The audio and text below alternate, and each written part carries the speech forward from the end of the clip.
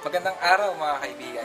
Nandito tayo ngayon sa roof deck ng ating studio kung saan mapapansin natin maganda ang panahon para magsagawa ng survey.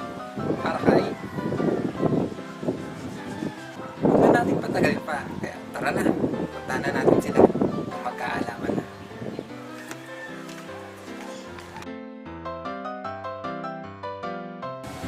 Tahimik. Ako, napakahirap sagutin yan. Simple. Nakakatawa. Siya ay mabuti. Matanggap. Cute. Cute siya. Maliit.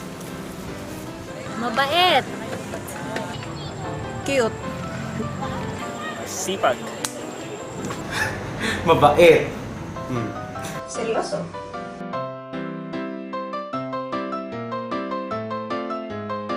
Sa Batangas. Bataan. Beijing. Okay. Bohol. Bumpanes. Hindi ko alam. Believe it. Taga beach. Baclaran. Taga Burol. Taga-Bukid. Banyo? Yung smile niya.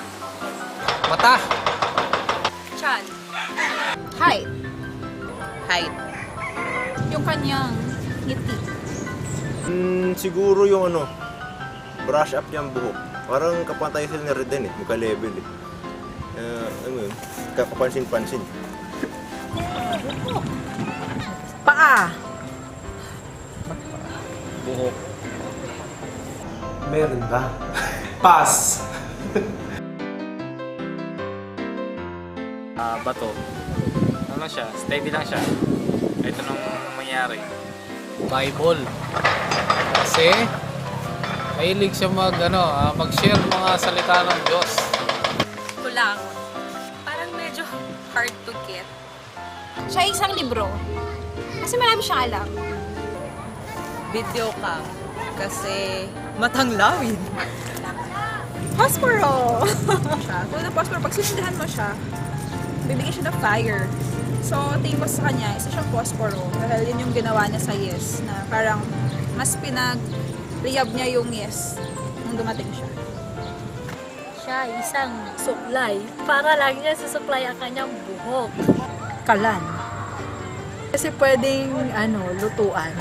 Pwede na initan siya, pwede siyang nawawala ng gas. Pwedeng katungan, pwedeng sunugin, lagyan ng maraming baga. Diba? Basong may lamang tubig na kalahati lang. Kasi yung pagtingin mo sa kanya, depende sa perspective mo. Pwedeng negative, pwedeng positive. So, depende sa tumitingin. Tambo. Kasi lagi winawalis. Captain Marvel, pag hindi pa nag-evolve. Si Herbert Bautista. Super Suneo. Siya si Incredible Hulk. Dahil siya ay matikas. Matanglawin. Pwede bang hero na lang? Si Rizal. Si The Hawk. Sa una parang maliit lang pero pag nagsalita parang, lumalaking tao. Galing. Si Wonder Woman. Wala. Naisip ko lang si Wonder Woman siya. Rizal! Kasi maliit si Rizal, di ba? Si Robin. Kasi si Pastor Rod si Batman. Isa si Robin. Batman. Tagapagtanggol. Suneo. Bart. Simpson. Si Pooh. Talagang malaking siya nila. Siya na lang mismo si Doraemon. Doraemon. No other than Suneo. Hands down, Suneo yan. Si Papay. Si Papay. Mahilig siya sa spinach. Mahilig sa gulay, gano'n. Si Patrick Star. Si Pokemon.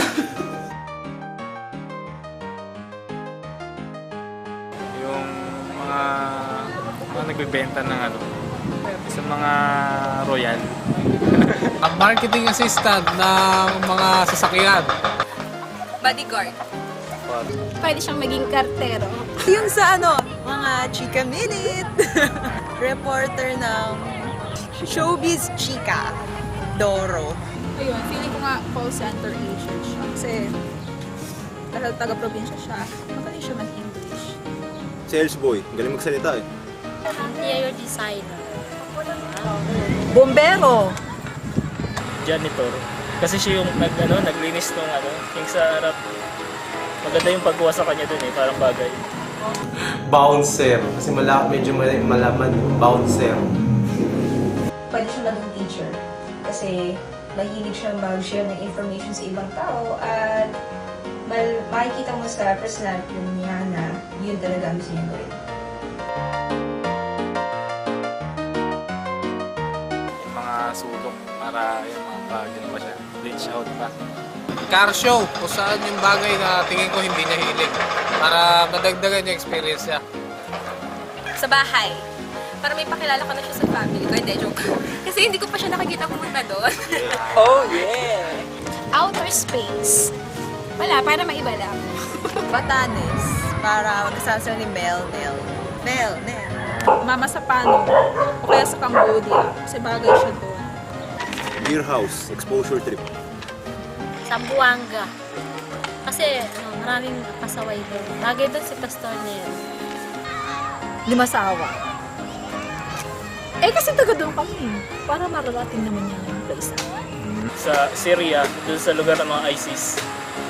Sa Mama Sapano, maganda doon. Maraming taong dapat maligtas. Pastoral school. Bakit? Kasi marami pa siyang matututunan tungkol sa pagtuturo. Kung gusto niya talaga i-pursue yung pagpapastor at maging effective doon, kailangan niya pang mag-aral. Wala siguro. Tingin ko, mabait lang si Pastor Nel. Parang parang ibang membro dyan. Parang tulad natin. Ganon. Sa palagay ko wala pa. Wala. Feeling ko meron. Malagay ko meron kasi nakita ko yung profile picture niya dati may babae. Meron. Palagay ko meron Sa pagkakaalam ko, meron. Mukhang walang nobya kasi tahimik. Oo naman. Ate Lotis. Kasi may sila. May chemistry sila. Ang duda, si Ate Lotis ako. Bukod sa hindi sila nagkakalayo ng height, huwag na natin intindihin yung age. Pero hindi naman nagkakalayo yung nila eh. Sa madaling salita, meron silang chemistry. Ang sweet nila pag nag-aarutan, nakakaingit. Si Ate Jack. Iba yung chemistry yung nakita ko magkatabi silang dalawa eh. May spark. Pwede sa akin. Bukod sa akin, pwede ba kay Jeko? Kay Maika or Joy. Kasi, ewan ko, nag-aagawan sila. Feeling ko bagay sa kanya si Ruth. Basta gusto ko si Ruth para sa kanya. Siguro si Tita Lotis. Wala lang kasi, parang sila yung magka-height, magka-level, minsan nakita nag-aasaran sila. Siguro, ewan ko, di ko alam kung anong age gap nila, pero parang parang magka-level yung wavelength nila pareho eh. Kaya kung sakali man, di ba, parang sila yung bagay. Kay Ruth. Basta gusto ko pa siya kay Ruth. Siguro kay Clarice. Gusto ko. Kisitol. Napapanahon na para kay Kisitol.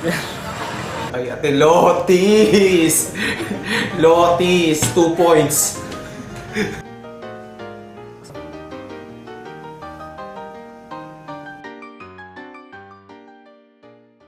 At dyan po nagtatapos ang ating programa.